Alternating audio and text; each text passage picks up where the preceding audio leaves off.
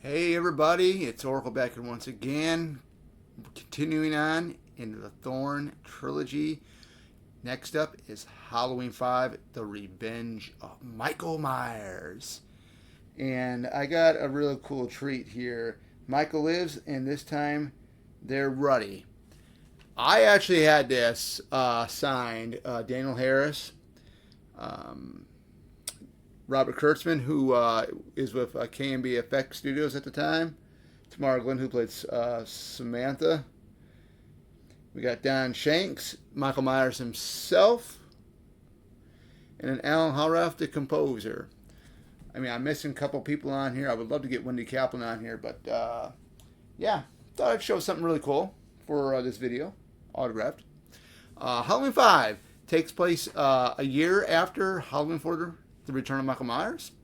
And basically, this is the continuation of this story going forward from the previous film, which we will be talking about the previous film next week, which is, I'm really excited about. This has Donald Pleasance. Once again, this has, once again, Ellie Cornell. Of course, we have Daniel Harris once again.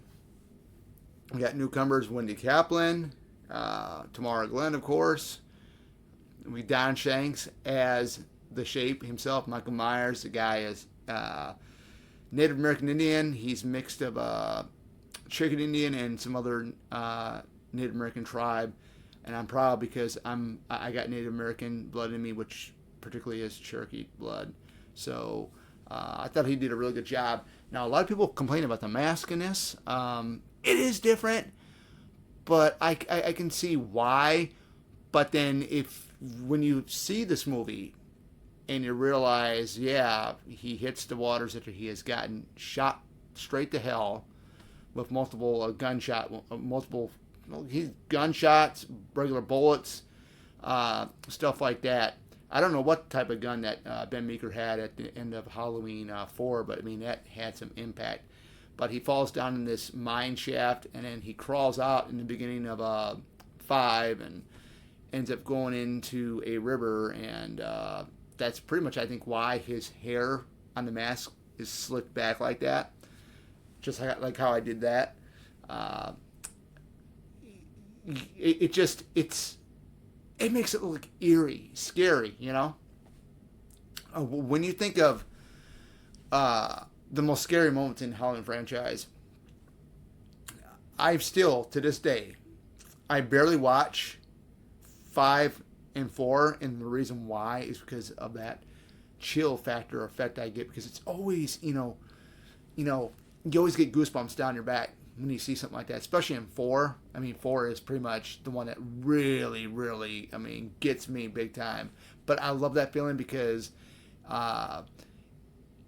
it's just so eerie and scary how he looks, because you don't see his eyes through the mask in this Thorn trilogy here, which makes it more frightening than what we had in the original Halloween and Halloween 2 and stuff like that, where you were able to see his eyes, uh, pretty much. But we have, Jeffrey Landerman that plays Billy. He's a kid that kind of has like a stuttering problem a little bit. Um, we get some of these. I think we get Tina. We get Tina's boyfriend. We get Samantha's boyfriend, Spitz or Spike, I think that's what his name is. Just everything about this film is really neat. Now, a lot of people have a big problem with the idea of Jamie Lloyd being the way she is in this film. She's mute for half of the film. And she has like that psychic ability to know when or where Michael is going to strike next. I actually like this film because this was directed by Dominique Ovlin Gerard. I think he's from France, I believe. I think he did a great job. I mean, I've been gonna like it. I mean, I remember I met Tamara Glenn at Flashback Weekend, and I told her, there's a lot of fans that don't really like this film, but I didn't like it at first, but more is more, and I watch it, and the more I watch it, the more I become to like it more. Sometimes with us, horror fans, you know, we look at things a different way when they first come out. And that wasn't really that great, but then you watch it, and then, hey, this isn't really a bad of a film. Some people say, Part 5 is rushed, but then you look at it. I mean, what about Scream 1 and 2? They were back to back. 96, 97. The Friday the 13th parts 1, 2, and 3 were pretty much back to back. They came out one year after the other. So I don't know what the issue of some fans complain about, Halloween 4 and 5 being, back to back. But I mean, I thought it was really well done. I mean, I had no really issues with it. One of my favorite scenes in the film was the Tower Barn scene with Michael in there. When Tina goes in there and then she sees the kittens and stuff, and she kind of walks forward in one part of the barn where she sees the kittens, and I think she has one in her hand, and she can hear them, and then all of a sudden it's like she looks forward this way. It's like a haze in there. It's really dark, and in one corner of the screen, if you look closely, you can see Michael standing there. You can actually see the face of the mask right there up in the upper corner right over here. A really, really scary moment right there. These movies are not supposed to be really scary, but the way they did them back then, guys, it was, it was something. Of course, we do get the introduction to the Man in Black. We don't know who it is. I know Don Shanks, I believe he had said something that it was going to be Michael Myers' twin. I thought that was kind of crazy, but hey, it is what it is. But we already know who the Man in Black is. If you've been a big fan of this franchise for a very, very long time, you'll know who it is because it's revealed in Halloween 6, The Curse of Michael Myers. But this character, it was an introduction. It was also an introduction of the thorn symbol, which appears on Michael's wrist in the movie in one scene.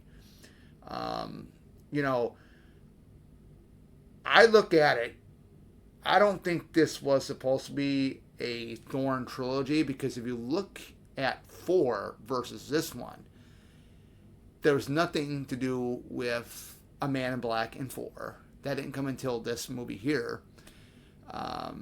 It was basically, 4 was basically going to follow,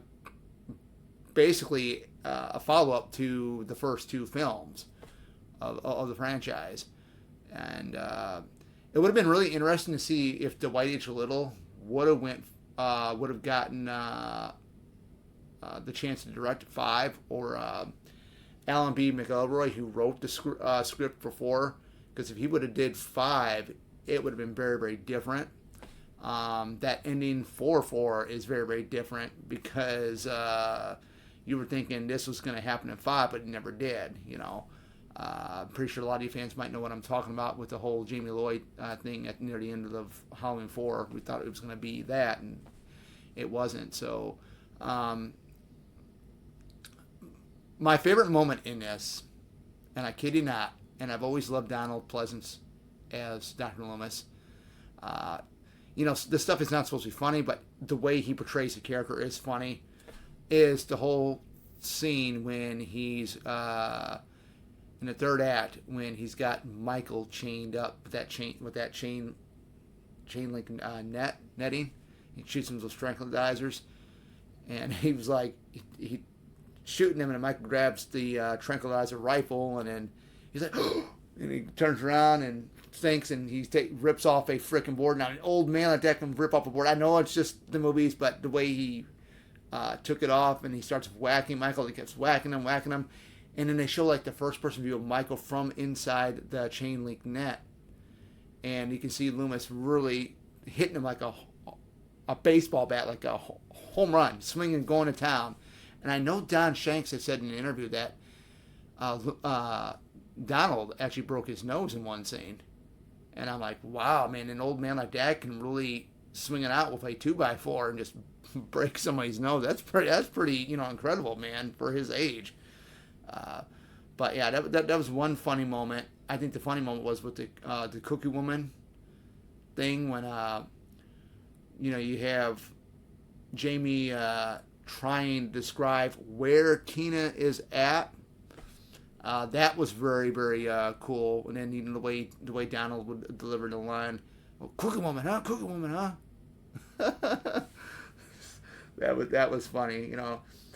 Man, he brings a lot of greatness to these films. I mean, the five films that he was in the franchise is just gold, pure gold, guys.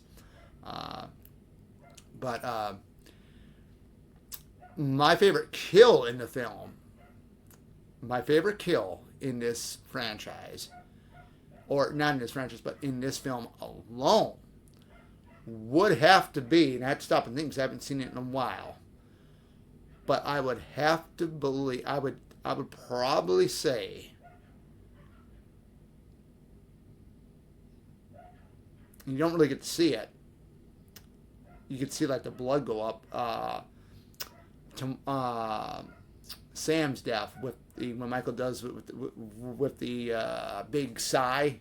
I thought that was really cool. A really unique choice Michael uses. That was one of my favorites. I think the other one would have to be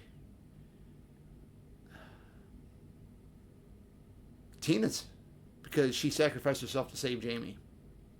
And that's what you call a heart of a good person, Someone that's going to go ahead and sacrifice themselves to protect this little girl at no cost, at whatever cost that you can, even if it means your own life. So I think the setting, the lighting was really good. I mean, the tone of it. The Myers house. Let's get to the Myers house here for a minute. Man, does that look like a freaking a mansion. I mean, compared to what it was in the very first movie. I mean, they made it look different. Even in Halloween 6, it was different. But, I don't know why they chose to make it look different. I think the whole Jamie and Michael chase scene in that one was really cool, especially with Jamie being inside the I think the laundry chute. That's what it was. I thought that was pretty awesome. I mean, it was very, very cool. Very well. I mean, well done. Again, Jeffrey Lanterman as Billy. Great stuff. Ben Meeker, once again, great performance by Bio Star. Love that character. I mean, he was great. I really liked him in The Return.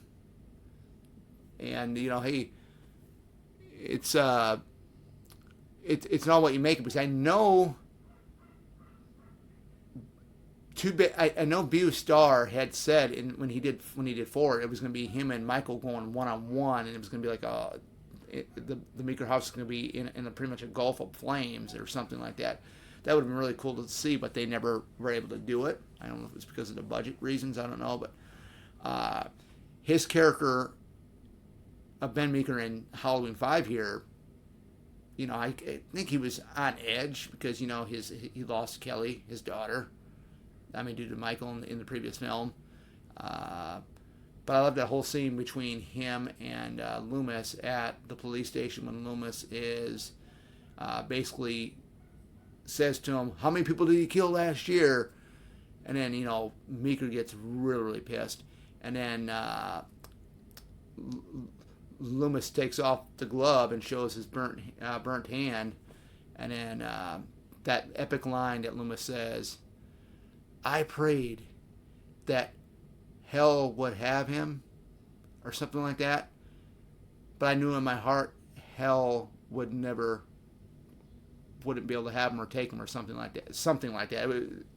That whole dialogue, I just love that. It was something like, "I prayed that he would burn in hell, but I knew in my heart that hell would not have him." It was something like that dialogue that Loomis says to Ben Meeker. That was just so powerful, the way it was delivered. But yeah, I mean, this movie is good. I enjoy it. Nick from The Lost River Drive-In, he really likes this film too, just like I do. I think it's great. It is the last. It is the end of the '80s, '89. You know, you had an Elm Street. I think Dream Child came out in '89, and I know Friday the 13th Part 8, Jason Takes Manhattan also came out. So you had the big three with their movies in '89. But if I had to, you know, if I was old enough way back in '89 to go see this one, this would have been really, really cool to see too. But yeah, with further ado, guys, I mean, I think it's a great movie. I think Don Shanks did an awesome job as Michael Myers. Dominic Olsen-Gerard did an awesome job of directing the film. Daniel Harris, once again, great for performance. Donald Pleasance, as always, great with his performance as Dr. Loomis. You know, Beale Starr as Sheriff Ben Meeker, awesome job in this film as well. And yeah, I mean, I enjoyed it once again, and I think it's a fun film. With further ado, guys, that's it. That's all I got. Oracle sign out. Take care.